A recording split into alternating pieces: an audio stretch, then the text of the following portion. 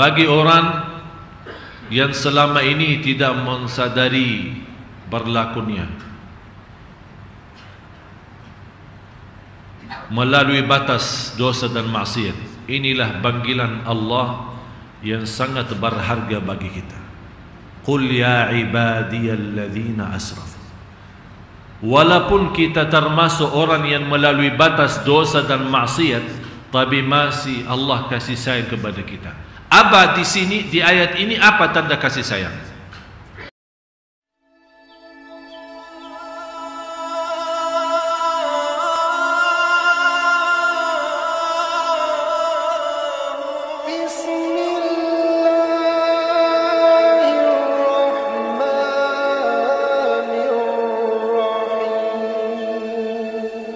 Saya ada satu cerita kemarin saya membaca sebuah hadis terjadi atau peristiwa terjadi antara Allah Subhanahu wa taala dan Rasulnya sallallahu alaihi wasallam. Sungguh begitu saya membaca cerita itu, saya merasa diri menjadi manusia yang bodoh, karena kita memang memiliki Allah yang terlalu baik sama kita, dan memiliki Nabi Muhammad sallallahu alaihi wasallam yang sangat-sangat sayang dan cinta kepada kita. Ini yang buat saya membawakan ayat ini yang 53. Ba'da a'udzu billahi minasyaitonir rajim. قل يا عبادي الذين أسرفوا على أنفسهم لا تقنطوا من رحمة الله إن الله يغفر الذنوب جميعا إنه هو الغفور الرحيم وأنيبوا إلى ربكم وأسلموا له من قبل أن يأتيكم العذاب ثم لا تنصرون واتبعوا أحسن ما أنزل إليكم من ربكم من قبل أن يأتيكم العذاب بغتة وأنتم لا تشعرون أن تقول نفس يا حسرة على ما فرطت في جنب الله وإن كنت لمن الساخرين أو تقول لو أن الله هداني لكنت من المتقين أو تقول حين ترى العذاب لو أن لي كرة فأكون من المحسنين بلى قد جاءتك آياتي فكذبت بها واستكبرت وكنت من الكافرين ويوم القيامة ترى الذين كذبوا على الله وجوههم مسودة أليس في جهنم مثوى للمتكبرين وينجي الله الذين اتقوا بمفازتهم لا يمسهم السوء ولا هم يحزنون صدق الله العظيم.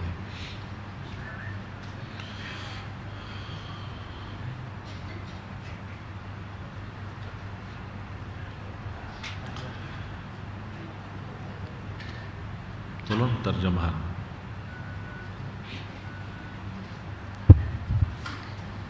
Katakanlah, hai hamba-hambaku yang melampaui batas terhadap diri mereka sendiri. Ini sebuah panggilan dari Allah Subhanahu wa taala bukan bagi orang mukmin, bukan bagi orang yang saleh, salihah, bukan orang yang bertakwa. Malah justru di sini Allah memanggil orang-orang yang sudah melalui batas dosa dan maksiat. yang berlebih-lebihan, dosa maksiat, dosa besar, dosa kecil, dosa terang-terangan, dosa sembunyi, dosa pagi, dosa malam, dosa di mana-mana selalu dia berdosa dan maksiat. Sudah mubazzir sampai dibawakan kata asrafu, asrafu mubazzir, yang selalu kita mengharap berkata kata mubazzir itu yang berlebih-lebihan melalui batas terhadap sesuatu, itu mubazzir dosa. Sambil lewati batas yang Allah bataskan. Kalau mau berdosa ada batasnya. Ini tidak, sudah lewat batas itu, sudah lewat garis merah. Ini menjadi salah satu ayat yang menanamkan harapan bagi kita semua yang masih merasa banyak kekurangan untuk agama Allah, banyak kekurangan terhadap Al-Quran, banyak kekurangan terhadap salat malam kita, banyak kekurangan terhadap Nabi kita Nabi Muhammad sallallahu alaihi wasallam. Apalagi di saat ini, saat dihina oleh musuh-musuh Nabi kita dan musuh-musuh Islam, dan kita hanya berdiam, melihat, menonton atau tidak bisa berbuat apa-apa. Apa yang wajib kita lakukan? Ini menjadi salah kita dan dosa kita. Sampai ada orang berani, dan biar Bapak Ibu tahu, di belakang cerita peristiwa terjadi Nabi SAW itu di belakangnya orang Yahudi. Memang orang Yahudi pintar untuk menggosok dan membuat fitnah di tanah masyarakat umat Islam, supaya umat Islam tetap kacau, tidak sadar apa yang dirahasiakan dan disembunyikan oleh orang Yahudi. Karena orang Yahudi takut satu, padahal dia yakin Islam akan menguasai dunia. Innal arda lillah yurithuha man yasha. Ard ini, tanah ini, bumi ini milik Allah, dan akan Allah wariskan kepada siapapun yang dihendaki oleh Allah. Itulah orang saleh. Ini bumi Allah Bapak Ibu, dan Allah tidak mungkin mewariskan bumi ini kepada orang yang berdusta dan berkufur. Tapi ada satu saat yang akan Allah sendiri mewariskan bumi ini kepada ahli Allah, kepada ahli agama yang benar-benar beriman, yang benar-benar mencinta Allah dan Rasulnya sallallahu alaihi wasallam. Dan saya merasa tidak jauh lagi, sebagaimana Rasulullah SAW sendiri menjelaskan, akan pertama di dalam proses hidup dunia ini adalah akan mendiri hukuman nubuwah atau pimpinan nubuwah. Itulah Nabi kita Nabi Muhammad SAW. Dan sesudah para Nabi kita Nabi Muhammad SAW akan menghukum atau memimpin bumi ini oleh para khalifah yang menjalankan perintah sesuai manhajun nubuwah, sesuai aturan Nabi kita Nabi SAW. Yang dimaksud adalah 4 khalifah. Thumma yakunu hukman adha, artinya sesudah para khalifah akan datang penguasa yang dinamakan SAW penguasa adha, artinya gigit. Apa artinya digigit? Begitu dia sudah menjadi pemimpin, tidak mau lepas pimpinannya, seolah-olah ini negeri saya, ini pimpinan saya, ini kursi saya. Malah ada orang yang berani mendekati akan digigit dan diwariskan kepada keturunannya, seolah-olah ini kekuasaan ini hanya hak bagi mereka. Itu sudah dijelaskan Rasulullah. Thumma yakunu hukman jabriyah, akan nanti sesudah itu akan datang satu masa adalah penguasa yang benar-benar dengan maksa, dengan keras. Itu yanlah terjadi, menjatuhkan beberapa presiden di Timur Tengah, dan sudah dulu terjadi di Indonesia tahun 90-an. Dan habis itu kata Rasulullah, thumma yakunu khilafatan ala minhajin nubuwah, sesudah itu akan terletak di bumi khalifah sesuai ajaranku, kata Rasulullah. Dan orang Yahudi tahu, malah ada sebuah berita laporan dari CIA untuk Amerika di sana menerangkan dan menjelaskan, dikirakan munculnya zaman khalifah dan pimpinan khalifah dan menguasai umat Islam, mulai menguasai bumi, dikirakan antara 2020 sampai 2025. Itu laporan dari CIA ya. Coba bayangkan. Berarti orang Yahudi tahu Bapak Ibu. Tapi kita saja yang namanya orang Muslim, ini agama kita yang akan insya Allah menguasai dunia, yang akan tersibar adil kembali, akan tersibar kemakmuran, akan tersibar keamanan, akan kehilangan kegelapan dan muncul cahaya iman, cahaya takwa, cahaya amanat, sampai bumi pun senang mengeluarkan segala keberkahan dan rizki yang tersembunyi dalam bumi, saking bangga terhadap Islam dan umat Islam. Tapi sayang sekali kita umat Islam tidak tahu. Malah orang Yahudi lebih tahu soalan ini. Dia sekarang orang Yahudi berusaha menyebarkan fitnah-fitnah di tanah masyarakat supaya umat Islam tidak segera sadar terhadap berita Rasulullah SAW, supaya dia yakin soal terjadi perubahan, dia yakin akan terjadi, akan dikuasai bumi, akan diwariskan oleh Allah kepada umat Islam. Dia sudah yakin, tapi dia sekarang berusaha supaya hal ini jangan terjadi sekarang.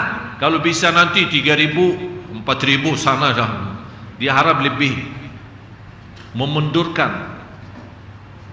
Tapi saya rasa insya Allah dengan terbuka hati Bapak Ibu, dalam membuka halaman baru taubatan nasuha, dan kita melihat Masya Allah sekarang majlis ta'lim semakin ramai, apalagi ibu-ibu semakin makmur, walaupun masih ada hal-hal, mohon maaf bubu ya, masih adalah, tapi insya Allah demi pelan-pelan, perlahan-lahan, sedikit demi sedikit, insya Allah akan semua menjadi lebih baik.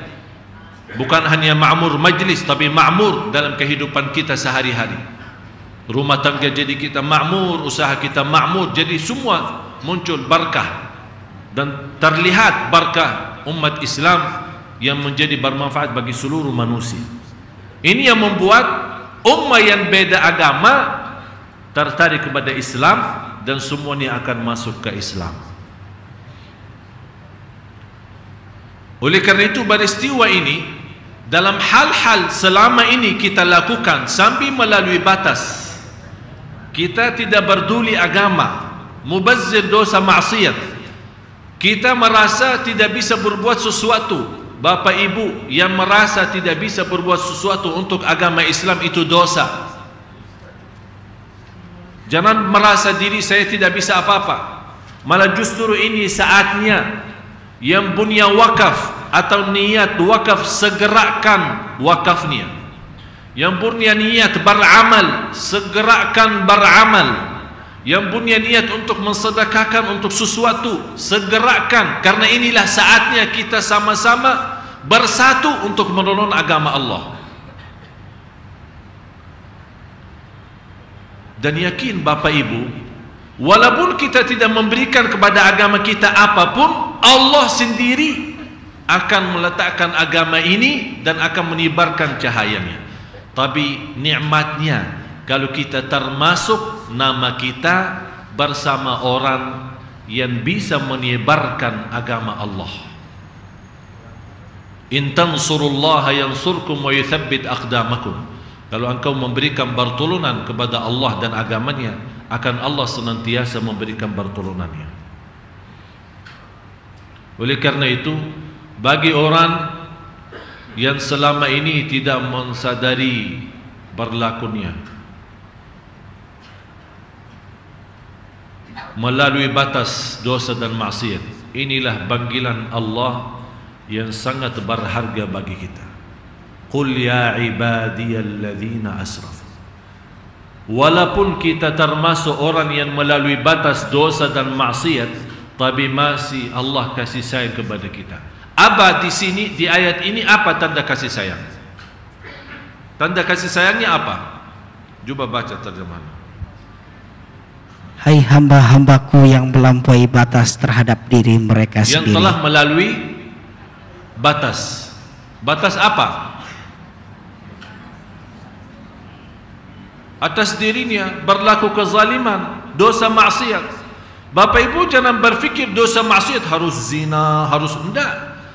Bisa jadi dosa maksiat itu yang kita rutin salat malam, berhenti salat malam itu dosa. Kita tidak memberikan apa-apa kepada agama kita, padahal kita mampu dan bisa, itu dosa. Menunda taubat, tidak segera taubatan nasuha, menunda taubatnya nanti-nanti saja, itu sendiri dosa. Menunda taubat, padahal taubat bukan dosa, Pak. Taubat itu sendiri bukan dosa, tapi kita menunda dosa. Nanti saya insya Allah taubat kalau sudah nikah, punya anak, punya ini, insya Allah saya akan jadi lebih baik. Jadi menunda sesuatu kebaikan itu sendiri dosa dan maksiat.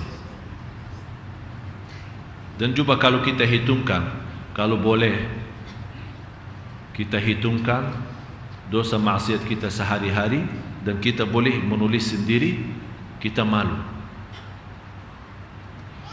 Kalau kita hanya berbicara yang umurnya 60 tahun 60 tahun saja, kira-kira berapa hari satu tahun? 360 kali 10 3.600 kali 60 berapa jadinya? Sekian ribu. Kalau kita dikirakan 600 atau 700 atau 1 juta pun selama 60 tahun, kalau setiap hari satu dosa, coba bayangkan Pak, selama 60 tahun, kalau setiap hari satu dosa, jumlahnya berapa jadi? Selama 60 tahun, atau 50 tahun, atau 30 tahun. Kalau kita hitungkan setiap hari hanya satu dosa, kira-kira berapa totalnya? Berarti kita membawa dosa menghadapi Allah dalam banyak dosa. Apalagi kalau setiap hari ribuan dosa. Apalagi kalau setiap hari ratusan dosa. Kalau satu dosa pun sudah terhitung banyak. Kalau setiap hari satu dosa dikali 60 tahun, sudah berapa kali dan berapa banyak dosa kita. Apalagi kalau setiap hari puluhan dosa, ratusan dosa, malah ribuan dosa yang kita tidak sadari, berapa kita menghadapi Allah dengan dosa yang sepenuh bumi. Inilah ayatnya yang menjadi salah satu ayat yang paling tinggi memberikan harapan dan kasih sayangnya Allah. Di sini ayat ini tanda kasih sayangnya Allah, walaupun kita termasuk orang yang melalui batas dosa dan maksiat, Bapak Ibu, Allah masih memanggil kita ya ibadi. Ini tanda sayangnya Allah. Masih memanggil kita ya. Coba baca lagi. Katakanlah, hai hamba-hambaku yang melampaui batas terhadap diri mereka sendiri. Hamba-hambaku yang telah melalui. Kalau orang yang sudah melalui batas, Allah masih memberikan gelar hamba-hambaku. Bagaimana kalau orang saleh? Kalau ini sudah kelewatan, sudah kurang ajar ya, sudah dosa maksiat, sudah melalui batas, tapi masih Allah panggil hambaku. Bagaimana orang yang Masya Allah saleh dan taqwa lahir batin? Azam. Ini menjadi tugas Bapak Ibu menghayati ayat ini dari ayat 53 sampai dengan ayat 60.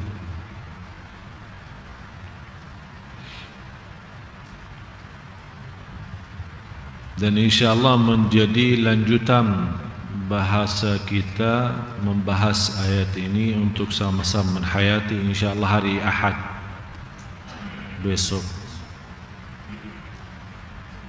Hari Ahad kuliah duha, kalau tidak salah tanggal 6 ya, 6 atau 7 ya, tanggal 7 hari Ahad pertama, yang insyaAllah malamnya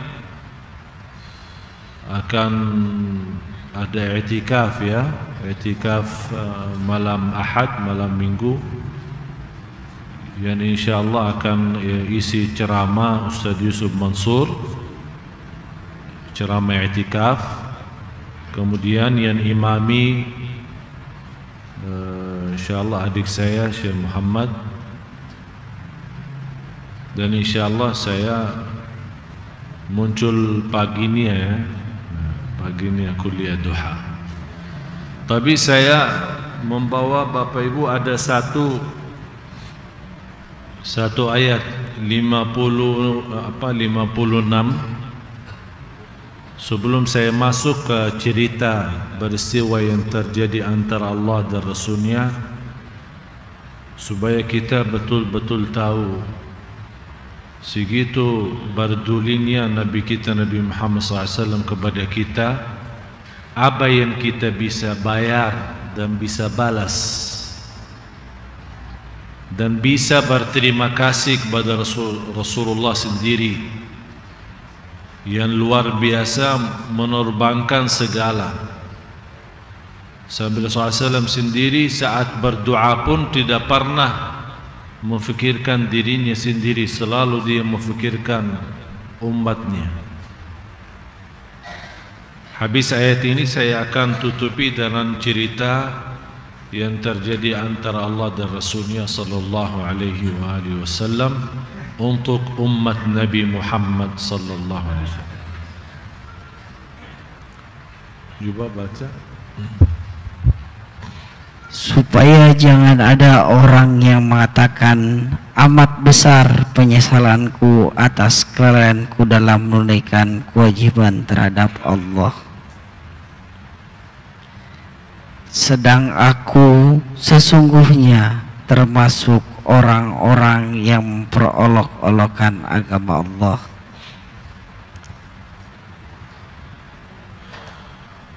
Saya harap tidak ada di antara Bapak Ibu yang datang menghadapi Allah membawa rasa penyesalan yang luar biasa. Jangan sampai kita meninggal dunia tapi terbawa rasa nyesal. Sekarang mau nyesal boleh,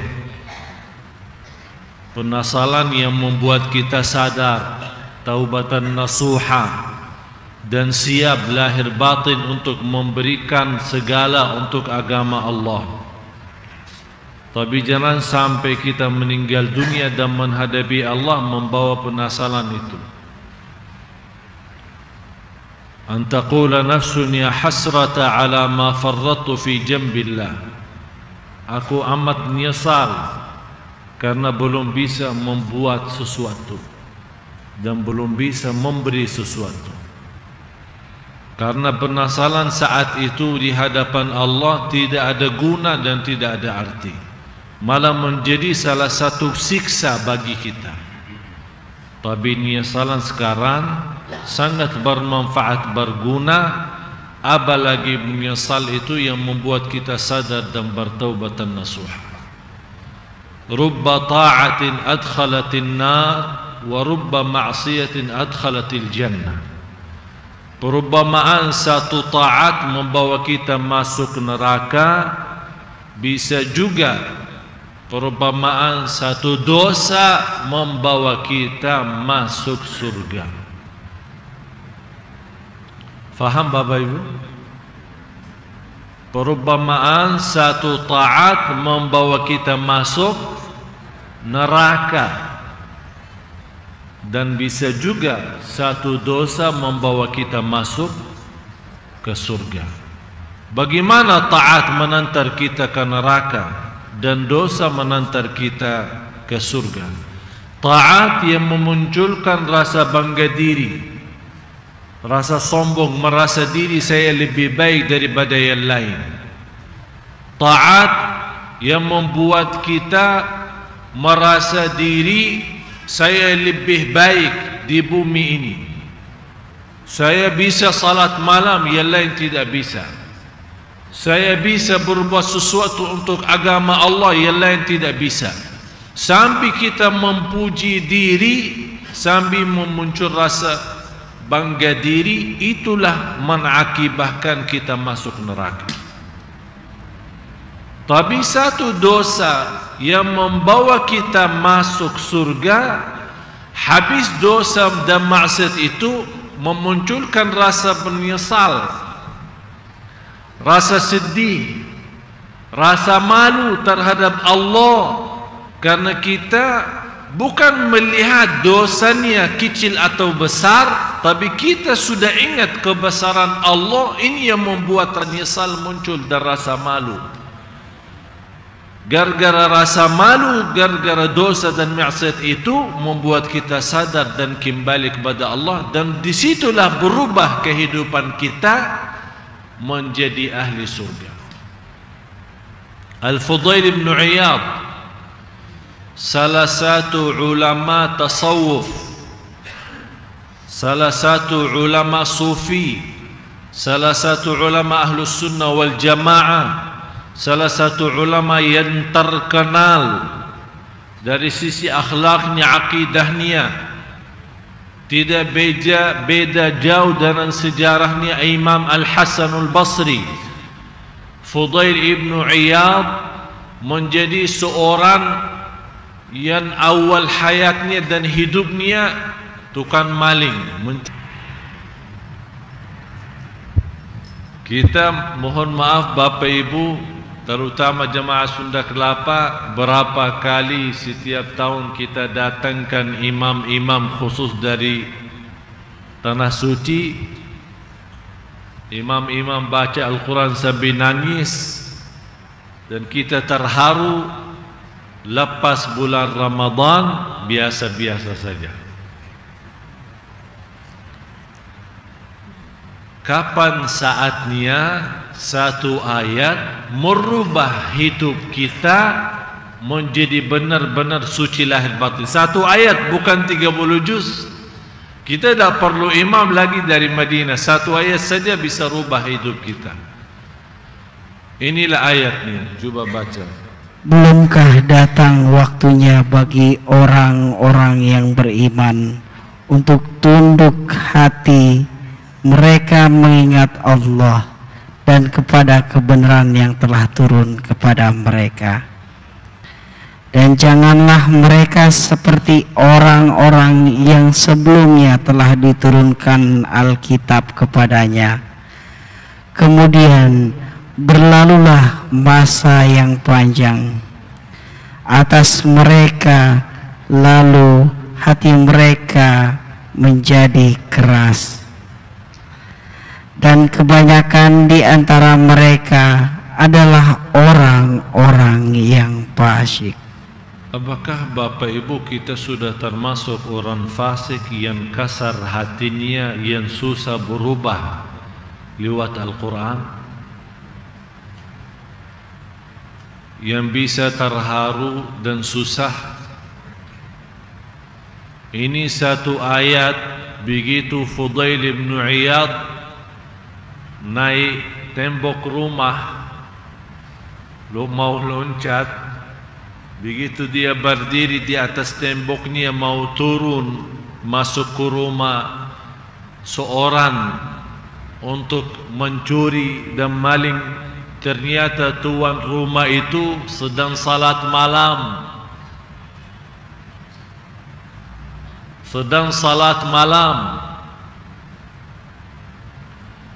Dan pas tuan rumah saat salat malam, dia membaca ayat ini. Alam ya'ni lil ladzina amanu an takhsha'a qulubuhum li dzikrillah. Apakah belum saatnya bagi orang yang beriman untuk berkhusyuk, mulai takut, ada rasa malu? Karena Allah subhanahu wa ta'ala begitu mendengar nama Allah, menyebut nama Allah, langsung Imam Al-Fudail bin Iyad di saat itu nangis. dan dia berkata, bala qad an, bala qad an, bala qad an, inilah saatnya, inilah saatnya, inilah saatnya. Disitulah berubah, padahal sisa umurnya yang tersisa tidak lebih panjang daripada awalnya. Akhirnya menjadi salah satu ulama yang kita selalu mendoakan rahimahullah, padahal kita tidak tahu dia sebagai mantan maling. Subhanallah. Beda sama kita sekarang, tuh kan orang-orang maling masuk rumah kita, kita lagi nonton TV, ya maling lanjut terus. Tapi kalau kita insyaAllah orang-orang maling masuk, melihat dia dengar suara zikir kita, suara baca Al-Quran kita, insyaAllah dia akan ada rasa malu. Kita lagi bermunajat. Atau juga termasuk orang maling sudah tidak faham Quran juga, susah lagi. Nanti dia masuk rumah, dia lihat tuan rumah lagi salat malam sambil nangis-nangis. Bak terjemahannya apa kok nangis-nangis? Orang maling tanya terjemahannya supaya dia ikut nangis biar bisa rubah seperti Fudail bin Iyad.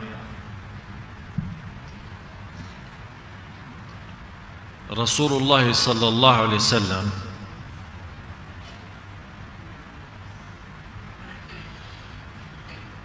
ada seorang Yahudi. Coba bayangkan Bapak Ibu, apa susahnya Rasul sampai terpaksa pinjam uang sama orang Yahudi. Rasulullah pinjam uang sama orang Yahudi. Rasulullah lagi berjalan dengan sahabatnya. Tiba-tiba ada orang Yahudi menahan Rasulullah SAW dan menarik pakaiannya. Mana uang saya? Dengan cara yang tidak sopan sama sekali.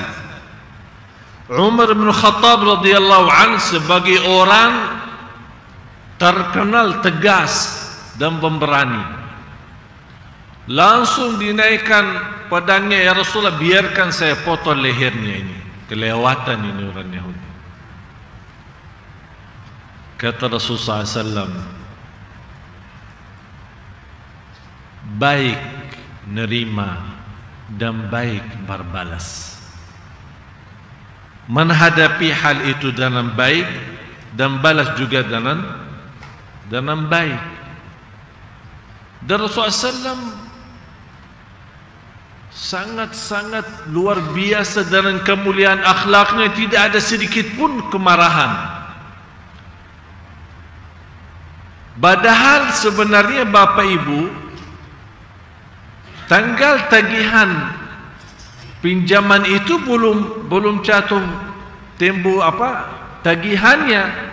Tapi kenapa orang Yahudi datang minta lebih awal daripada waktu tertentu yang sudah disepakati?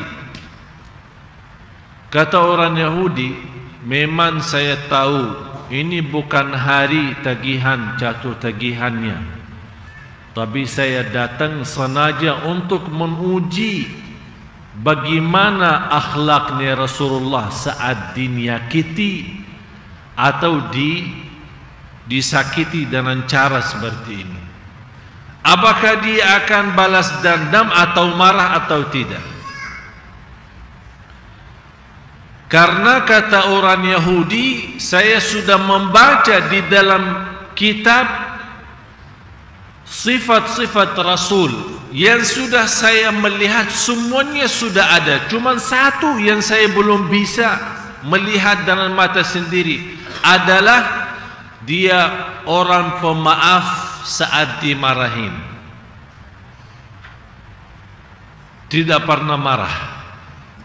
Jadi harus saya berbuat sesuatu supaya Ini lihat apakah Rasulullah betul marah atau tidak. Habis itu melihat sikap Rasulullah tidak marah. Padahal sebenarnya yang di sini salah orang Yahudi, jelas salah karena dia meminta kembalikan pinjaman itu padahal belum jatuh temponya, belum jatuh tagihannya. Tapi begitu melihat sikap Rasulullah SAW, kata orang Yahudi, inilah salah satu bukti Rasulullah tidak suka marah, malah orangnya pemaaf. Dan langsung orang Yahudi mengucapkan kalimat syahadat, asyhadu an la ilaha illallah wa asyhadu anna Muhammadar Rasulullah, karena dia menunggu satu bukti lagi supaya dia bisa masuk Islam. Rasulullah sallallahu alaihi wasallam waktu Isra Mi'raj, waktu bertemu dengan Allah Subhanahu wa taala, dan Rasulullah SAW dilihat oleh Allah dalam keadaan sedih. Allah Maha tahu kenapa Rasulullah SAW sedih. Allah bertanya, mohon maaf Bapak Ibu sedikit perhatiannya cerita antara Allah dan Rasulnya. Allah sudah Maha tahu kenapa sedihnya Rasulullah SAW. Tapi Allah bertanya, ya Rasulullah, ya Habibi, ya Muhammad, kenapa kau sedih? Nabi Muhammad SAW menjawab, bukan aku ya Allah,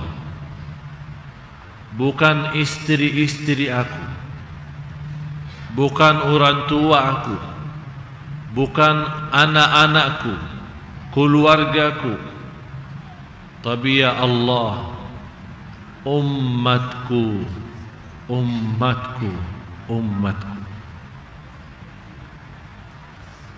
Dalam kondisi seperti ini, menghadapi Allah langsung dan berbicara sama Allah langsung, dia tidak berfikir dirinya sendiri, malah dia memfikirkan ribuan bahkan miliaran umatnya. Ya Allah, ummatku.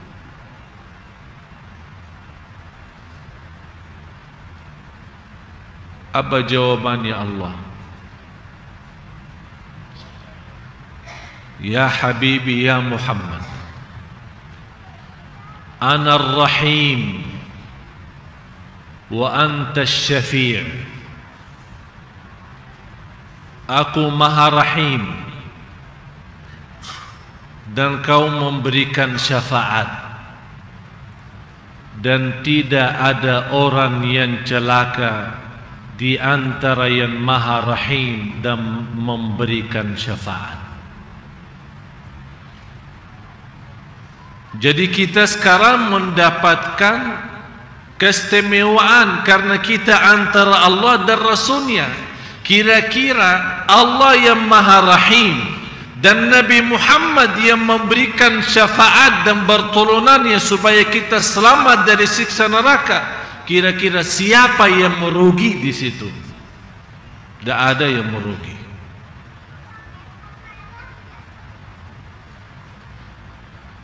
Semua nabi, para nabi, mulai dari Nabi Adam sampai akhir nabi-nabi sebelum Nabi Muhammad SAW, semua umat manusia datangi kepada mereka. Wahai ayah kami Nabi Adam, tolong bantu kami. Maaf, nafsi, nafsi, diri sendiri, diri sendiri. Larinya kepada Nabi Nuh, larinya kepada Nabi Ibrahim, kepada Nabi Musa, kepada Nabi Isa, kepada para Nabi dan Rasul. Semua jawab sama. Ini Bapak Ibu para Nabi, bukan wali lagi. Para Nabi yang lebih mulia dan lebih tinggi di sisi Allah. Yang jelas doanya terkabul. Dan Allah tidak pernah menolak apapun yang diminta oleh para Nabi dan Rasul. Tapi di saat itu, di hari kiamat, tak ada siapapun, hanya memfikirkan dirinya sendiri. Sambil bayangkan Bapak Ibu, miliaran manusia dari sejak makhluk pertama sampai akhir hampir mau putus asa. Terakhir waktu ketemu Nabi Isa alaihi salam, dia menyampaikan, jangan putus asa kalian, masih ada satu harapan yang dia sendiri bisa memberikan pertolongan, namanya Muhammad sallallahu alaihi wasallam. Semuanya larinya kepada Nabi Muhammad sallallahu alaihi wasallam. Dan Nabi Muhammad SAW hanya menjawab satu, jangan ada yang takut. Tidak pernah berkata maaf diri sendiri. Malah Rasulullah SAW mengumpul dengan tangannya, mengangkat tangannya dan kumpulkan dan di atas dadahnya, bukul dadahnya sendiri sallallahu alaihi wasallam.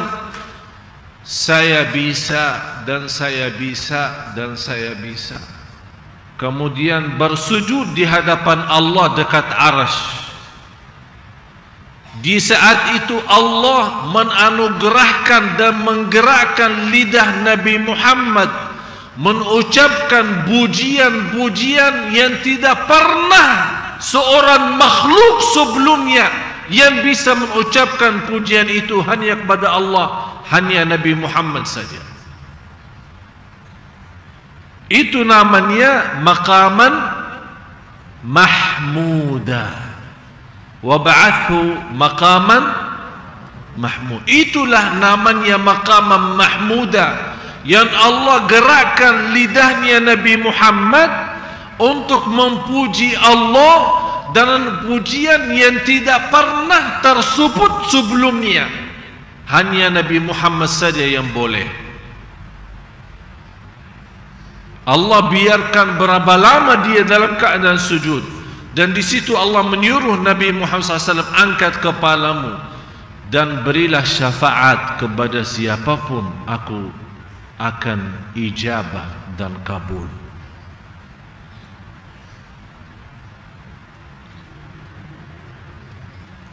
Apakah Bapak Ibu kita sebagai umat Islam mempunyai Nabi Muhammad seperti ini, yang berjuang sampai meninggal dunia dan juga berjuang di hadapan Allah hari kiamat untuk kita supaya selamat dari siksa neraka Jahannam, supaya diringankan oleh Allah hisab, supaya dimaafkan atas dosa dan maksiat. Apakah di habis itu semuanya kita tidak mampu membalas dan terima kasih? Apakah sesudah itu kita tidak bisa memberikan kebaikan, menjalankan perintahnya dan sunnahnya? Siapa yang mengakui cinta Rasulullah tapi belum mampu memberikan penerbangan? Wanita yang belum berjilbab, jubatannya, kalau memang kamu cinta berduli Rasulullah, coba lihat bagaimana cara berdulinya Rasulullah kepada kita. Apa yang kita balas?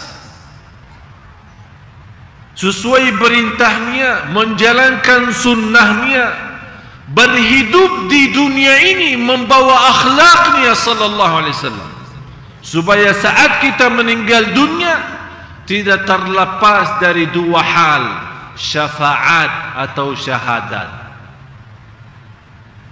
Apa itu syafaat dan syahadat? Malah termasuk orang yang sering senantiasa bersalawat kepada Rasulullah SAW juga tidak terlepas dari dua hal, syahadat maupun syafaat. Kuntu lahu syahidan atau syafi'an, akan Rasulullah menjadi saksi atau menjadi syafaat. Bedanya apa? saksi dan syafaat. Kalau Rasulullah menjadi saksi atau menjadi syafaat bagi kita.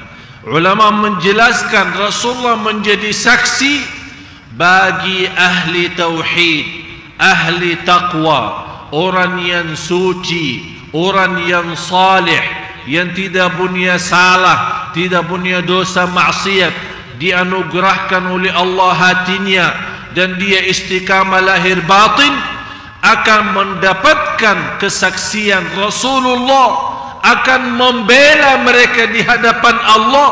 Ya Allah, aku saksi mereka ini orang baik. Cuba bayangkan kalau Rasulullah, kita termasuk orang yang disebut oleh Rasulullah, ya Allah, ini orang baik.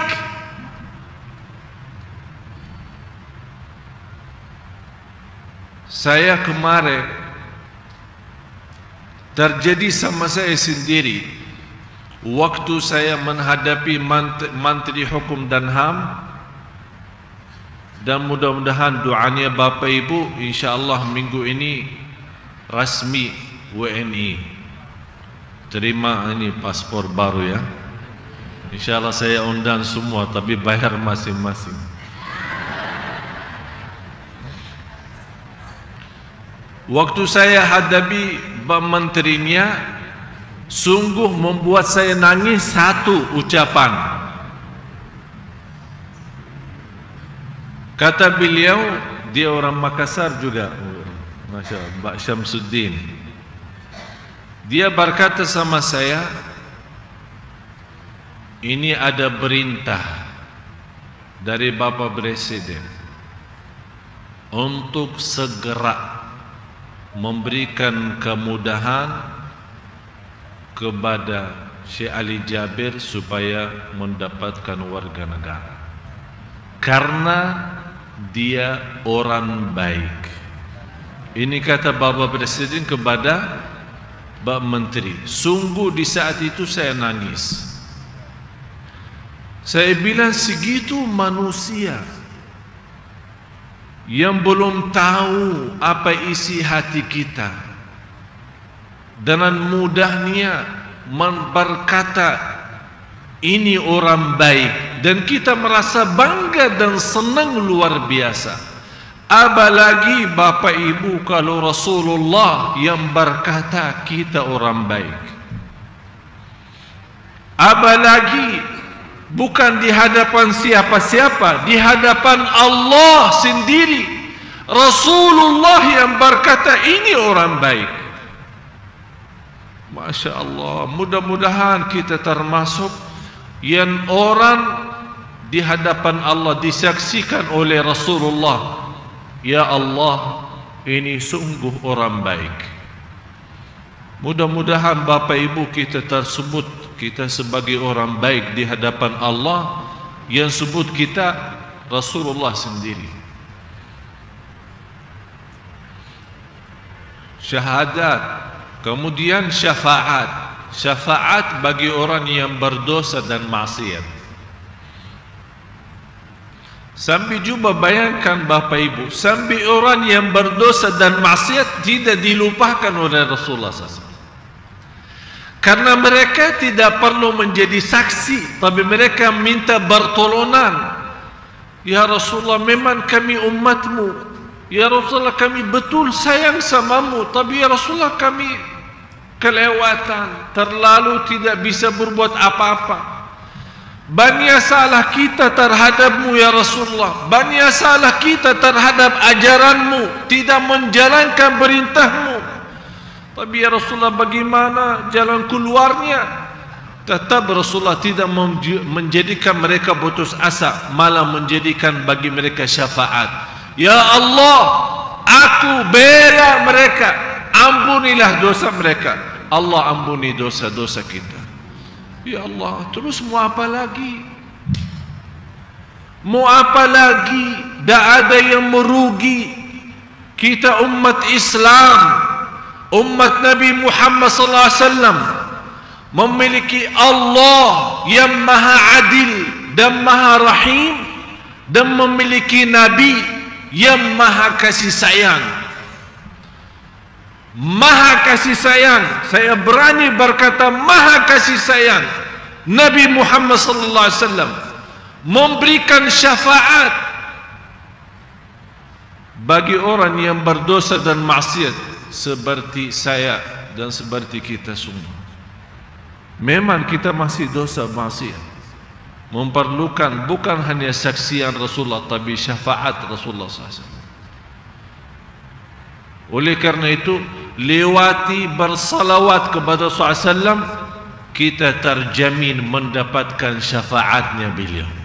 Sebagaimana SAW bersabda di hadis yang sahih,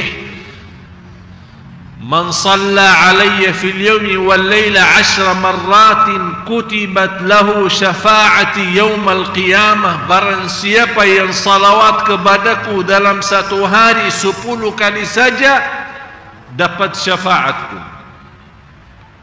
Bapak Ibu, saya mohon jangan lewat satu hari belum 10 kali bersalawat kepada Rasulullah SAW. 10 kali saja, saya yakin tidak keberatan sama sekali. Pas mau keluar rumah, naik mobil, naik motor, mau kemana saja, 10 kali saja. Mau bagi Sayyiduna, tidak bagi Sayyiduna, mau yang panjang, mau yang pendek, yang penting salawat. Walaupun sallallahu alaihi wasallam, sallallahu alaihi wasallam, sallallahu alaihi wasallam, sallallahu alaihi wasallam 10 kali, tidak sampai 1 menit, tapi kita bisa mendapatkan syafaat. Apalagi kalau setiap hari kita rutinkan, supaya menjadi salah satu bukti kita tanda mencinta Rasulullah. Ya Rasulullah, memang saya tidak bisa membela namamu, saya tidak bisa memberikan segala, tapi saya janji saya akan terus menerus istiqamah bersalawat kepadamu untuk sedikit berterima kasih atas perjuanganmu untuk kami supaya selamat dunia akhirat. Mudah-mudahan kita bisa istiqamah salawat. Dan subhanallah, lebihnya salawat itu saya sering sudah bahas berkali-kali. Yughfaru dhanbuk wa tukfa hammuk wa tuqda hajatuk. Orang yang istiqamah dan sering bersalawat kepada Rasulullah dapat 3 hal. Yang sering istiqamah terus menerus salawat kepada Rasulullah selalu mendapatkan 3 hal. Yang pertama, dijauhkan dari segala kesusahan dan kesulitan. Yang kedua, dikabulkan segala hajat, hajat lahir batin, hajat dunia, hajat akhirat. Yang ketiga, dapat segala ampunan dosa. Dan kata ulama, siapa yang tidak mau kehilangan segala susah di dunia dan segala hajatnya dikabulkan dan datang hari kiamat bersih dari segala dosa dan maksiat? Siapa yang tidak mau? Semuanya mau kan? Ini semuanya lewat salawat kepada Rasulullah sallallahu alaihi wasallam. Marilah kita sama-sama menutupi, sebelum sama-sama menutupi doa,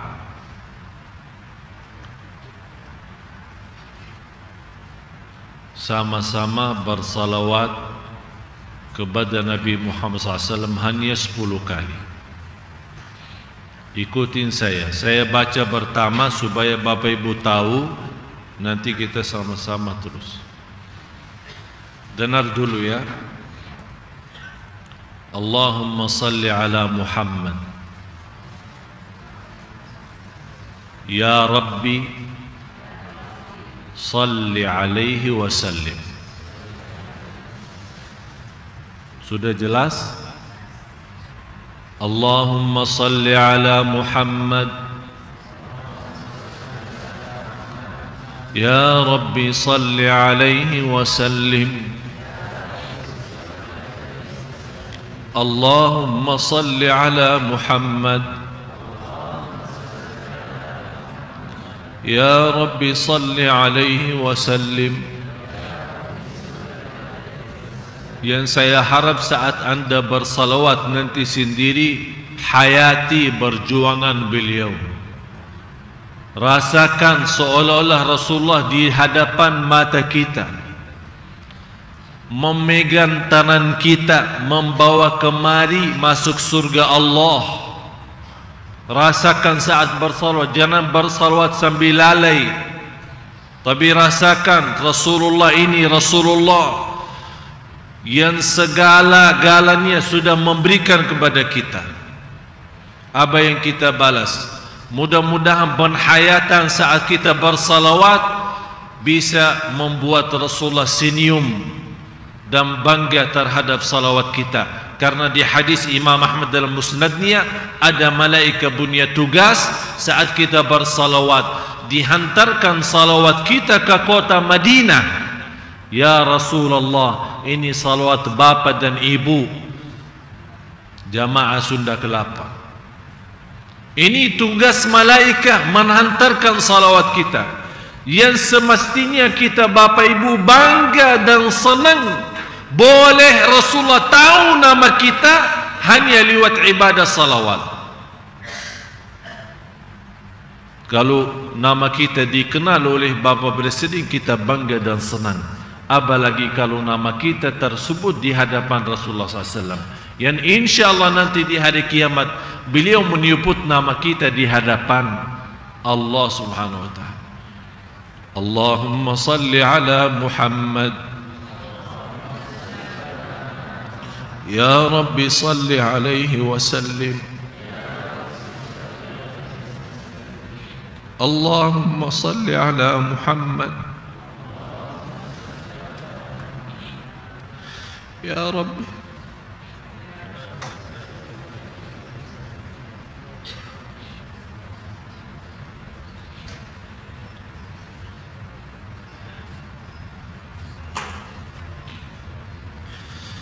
اللهم صل على محمد. يا رب صل عليه وسلم. اللهم صل على محمد. يا رب صل عليه وسلم. اللهم صل على محمد. يا رب صل عليه وسلم.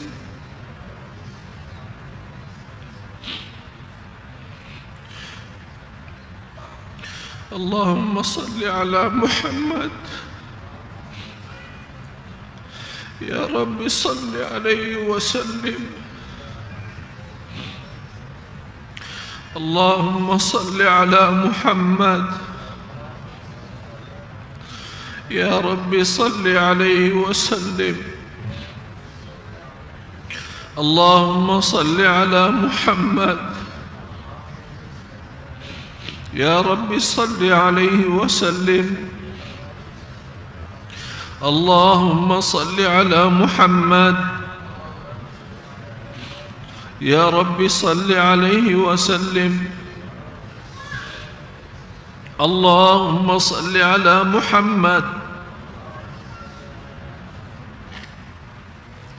يا رب صل عليه وسلم.